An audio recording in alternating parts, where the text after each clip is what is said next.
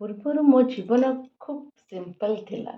ସକାଳୁ ଉଠିବା, ଘର କାମ, ପିଲାମାନଙ୍କୁ ସମ୍ଭାଳିବା, ସମୟ ଜଲ୍ଦି ପୁରି। କିନ୍ତୁ ମୋ ପାଇଁ କିଛି ନଥିଲା।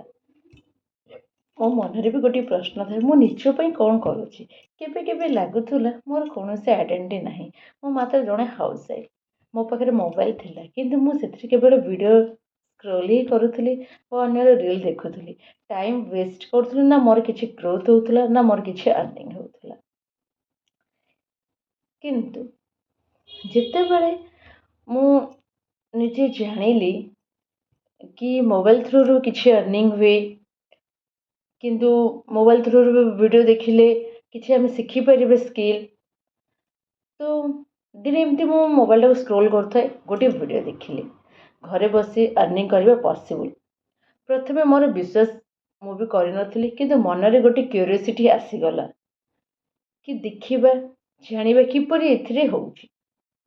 ମୁଁ ଶିଖିବା ଆରମ୍ଭ କଲି digital skills, online earning, content creation, video editing, ତା ସହିତ ପୁଣି ଗ୍ରାଫିକ୍ ଡିଜାଇନ୍। ଫାଷ୍ଟ ମୋତେ ପୁରା ଭୟ ଲାଗୁଥାଏ, କିନ୍ତୁ ଲୋକେ କ'ଣ କହିବେ, ମୁଁ ପାରିବି କି ନା, ଏହି କୋଶ୍ଚିନ୍ ମୋ ମନରେ ସବୁବେଳେ ଘାଣ୍ଟି ହେଉଥାଏ। ତାହା ସତ୍ତ୍ୱେ ବି ମୁଁ ଅଟକିଲିନି। ମୁଁ ମୋର ଶିଖିବାର ଚେଷ୍ଟା ଜାରି ରଖିଲି। ଧୀରେ ଧୀରେ ଶିଖିବା ଆରମ୍ଭ କଲି, ଧୀରେ ଧୀରେ ଶିଖିଲି ମଧ୍ୟ। ତା ସହିତ ନିଜର ଗୋଟେ କନଫିଡେଣ୍ଟ ଗୋଟେ ଆସିଯାଏ, ଆଉ ଗୋଟେ ଇନ୍ସପାୟାରିଂ ଗୋଟେ ଷ୍ଟୋନ୍ ଆମକୁ ଶିଖିବାକୁ ଗୋଟେ ମିଳିଲା, ବା ଶିଖିବା ପାଇଁ ଗୋଟେ ଆଗ୍ରହ ଆସିଲା। ଆଜି ମୋ ଜୀବନ ପୁରା ଚେଞ୍ଜ ହେଇଯାଇଛି। ଆଜି ମୁଁ ଘରେ ବସି ଆର୍ନିଂ କରୁଛି, ନିଜ ପାଇଁ ମୁଁ କିଛି ଟାଇମ୍ ଦେଇପାରୁଛି, ନିଜର ଆଇଡେଣ୍ଟିଟି ବିଲ୍ଡ କରିପାରୁଛି। ସବୁଠାରୁ ବଡ଼ ଚେଞ୍ଜ କ'ଣ ଜାଣିଛନ୍ତି? ମୋର କନଫିଡେନ୍ସ। ଯେଉଁଟା କ୍ୟାମେରା ଆଗରେ ଫେସ୍ କରିବା ପାଇଁ ମୋତେ ବହୁତ ଡର ଲାଗୁଥାଏ, ମୁଁ କିଛି ବି କହିପାରୁନଥାଏ। ଆଜି ମୁଁ ନିଜେ କ୍ୟାମେରା ଆଗରେ କିଛି ଦିପଦ କହିବି ପାରୁଛି। ମୁଁ ସବୁବେଳେ ଅନ୍ୟମାନଙ୍କଠୁ ହେଲ୍ପ ପାଇଁ ଆଶା ରଖିଥାଏ। ମୋତେ କିଛି ଜଣା ନାହିଁ, ମୁଁ କେମିତି କରି, ମୋତେ କାଳେ କିଏ କହିଦିଅନ୍ତେ କି ମୁଁ କିଛି କରିପାରିଥାନ୍ତି। କିନ୍ତୁ ମୁଁ ଶିଖିଲା ପରେ ମୁଁ ଆଜି ଅନ୍ୟମାନଙ୍କର ହେଲ୍ପ କରୁଛି, ଯେଉଁ ହାଉସ୍ ୱାଇଫ୍ ମାନେ ହୁଅନ୍ତୁ, ବିଗିନର୍ ମାନେ, ଷ୍ଟୁଡେଣ୍ଟ ମାନେ। ପୂର୍ବରୁ ମୁଁ କେବଳ ସର୍ଭାଇଭ୍ କରୁଥିଲି, ଆଫ୍ଟର ମୁଁ ଏଇନା ଗ୍ରୋ କରୁଛି। ଯଦି ଆପଣମାନେ ମୋ ପରି ସିଚୁଏସନ୍ରେ ଅଛନ୍ତି, ଆପଣମାନେ ମନେ ରଖିବା ଦରକାର କି ନିଜର ଲାଇଫ୍ ଚେଞ୍ଜ କରିବା ପାଇଁ କୌଣସି ପରଫେକ୍ଟ ଟାଇମ୍ ଆସେ ନାହିଁ। ସେଇଟା ନିଜକୁ ହିଁ ଷ୍ଟାର୍ଟ କରିବାକୁ ପଡ଼େ। ପ୍ରଥମେ ଛୋଟ ଷ୍ଟେପ୍ ଗୋଟେ ନେବା, କିଛି ଆମେ ଶିଖିବା। ପ୍ରତ୍ୟେକ ଦିନ କନସିଷ୍ଟେନ୍ସି ମ୍ୟାଟର କରିବା, ପ୍ରତ୍ୟେକ ଦିନ ନୂଆ ଜିନିଷ ଶିଖିବା ପାଇଁ ଟ୍ରାଏ କରିବା। ସବୁଠାରୁ ବଡ଼ ଜିନିଷ ହେଉଛି ନିଜ ଉପରେ ବିଶ୍ୱାସ। ଏଇଟା ନିହାତି ରଖିବା ଦରକାର। ତାହେଲେ ଆଫ୍ଟର ଲାଇଫ୍ ଇମାଜିନ୍ ଠାରୁ ଆପଣ ବହୁତ ହିଁ ନା ବେଟର୍ ହେଇଯିବ। ମାନେ ମୋ କହିବା ଅର୍ଥ, ଦେଖନ୍ତୁ, ନିଜ ଉପରେ ଫାଷ୍ଟ ବିଶ୍ୱାସ ରଖିବେ, ତାହା ସହିତ କିଛି ନୂଆ ସ୍କିଲ୍ ଶିଖିବା ପାଇଁ ପ୍ରୟାସ ରଖିବେ। ଇଏ ମାନେ ନୁହେଁ ଯେ ଆମେ କିଛି ବି କରିବାନି, କିନ୍ତୁ ନିଜ ଉପରେ ବିଶ୍ୱାସ ରଖିବା, ଆମର ଲାଇଫ୍ଟା ପୁରା ଚେଞ୍ଜ ହେଇଯିବ। ତ ସେମିତି ତ ହେଇପାରିବନି। ନିଜେ ଉପରେ କିଛି ଆମେ ମାନେ ନିଜେ ପ୍ରତ୍ୟେକ ଦିନ ନୂଆ ନୂଆ ସ୍କିଲ୍ ଶିଖିବା, କିଛି ଆମର ସେଡ୍ୟୁଲ୍ କରିଦେବା।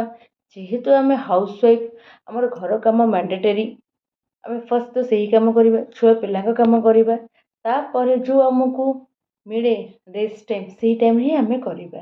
ତ ଫାଷ୍ଟ ଆମର ଘରର କାମର ସେଡ୍ୟୁଲ୍ ବାହାର କରିବା। ଯେଉଁ ଟାଇମ୍ରେ ଆମକୁ ଫ୍ରି ମିଳୁଛି, ସେଇ ଟାଇମ୍ରେ ହିଁ ଆମେ କିଛି ସ୍କିଲ୍ ଶିଖିବା, ଏବଂ ପ୍ରତ୍ୟେକ ଦିନ ନୂଆ କରି କିଛି ଶିଖିବା।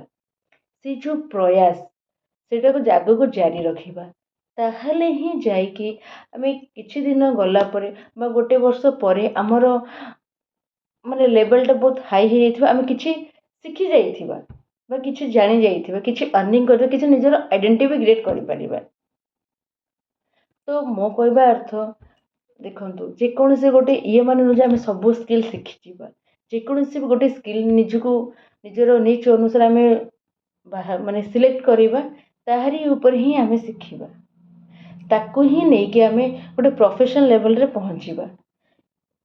ଯେହେତୁ ଆମେ ବିଗିନର୍, ଏତେ ବି ଆମେ ଭଲ ତ ଶିଖିବାନି, କିନ୍ତୁ ପ୍ରତ୍ୟେକ ଦିନ କିଛି କିଛି ଶିଖିଲା ମାନେ ଗୋଟେ ପ୍ରୋ ଲେଭେଲରେ ନିଶ୍ଚୟ ଆମେ ପହଞ୍ଚିଯିବା। ତ ପ୍ରଥମେ ଗୋଟେ ସ୍କିଲ୍ ନିଜେ ଚଏସ୍ କରିକି ଶିଖିବା, ତାପରେ ସେଇ ସ୍କିଲ୍ ରିଲେଟେଡ୍ ଯାହା ଯାହା ଆମକୁ ଦରକାର, ସପୋଜ୍ କଣ୍ଟେଣ୍ଟ କ୍ରିଏସନ୍ ଯଦି ଆମେ ଶିଖିଲେ, କଣ୍ଟେଣ୍ଟ କ୍ରିଏସନ୍ ତ ଶିଖିଗଲେ ହେଇଯିବନି, ତା ପାଇଁ ଆମକୁ ଭିଡ଼ିଓ ଏଡ଼ିଟିଂ ଦରକାର, ଗ୍ରାଫିକ୍ ଡିଜାଇନ୍ ଦରକାର, ସେଗୁଡ଼ାକୁ ଅଳ୍ପ ଅଳ୍ପ ଶିଖିବ ଯେତିକି ଦୂର ଆମର କାମରେ ଆସିପାରିବ।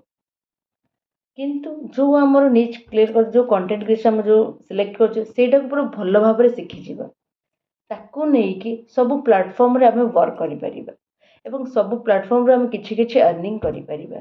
ଫାର୍ଷ୍ଟ ସ୍କିଲ୍ ଶିଖିବା, ତାପରେ ହିଁ ଆମର ଅର୍ନିଂ ପସିବଲ୍। ଯଦି ଆପଣ ବି ଚାହିଁବେ କି ଆପଣ ବି ମୋ ପରି ଇନ୍ସପାୟାର ହେଇକି କିଛି ଶିଖିବା ପାଇଁ, କିଛି ଆଗକୁ ବଢ଼ିବା ପାଇଁ, କିଛି ଅର୍ନିଂ କରିବା, କିଛି ନିଜର ଆଇଡେଣ୍ଟିଟି କ୍ରିଏଟ୍ କରିବା ପାଇଁ, ତାହେଲେ ଆପଣ ମୋ ଭିଡ଼ିଓଟିକୁ ବା ମୋ ଭିଡ଼ିଓରୁ ଆପଣ ଯଦି ଇନ୍ସପାୟାର ହେଇଛନ୍ତି ବା ଇନ୍ସପାୟାର ହେବାକୁ ବି ଚାହୁଁଛନ୍ତି ତ ଲାଇକ୍ କରିବେ, ସେୟାର କରିବେ ଏବଂ ସବସ୍କ୍ରାଇବ୍ କରିବେ। ଏବଂ ଯଦି ଆପଣ ନିଜ ଲାଇଫ୍ ସତରେ ଚେଞ୍ଜ କରିବା ପାଇଁ ଚାହୁଁଛନ୍ତି, ମୁଁ ବି ଶିଖିବା ପାଇଁ ଚାହୁଁଛି, ତାହେଲେ I will change my life ବି ଆପଣ ଲେଖିପାରିବେ। ବହୁତ ମାତ୍ରାରେ ସେୟାର ବି କରନ୍ତୁ କି ଯେଉଁ ହାଉସ୍ ମାନେ ଘରେ ରହିଛନ୍ତି ସେମାନଙ୍କ ୱାର୍କ ଦରକାର, ସେମାନେ ଆସି ଏଠି ଶିଖିକି କରିପାରିବେ। ଓକେ, ରହିଲି।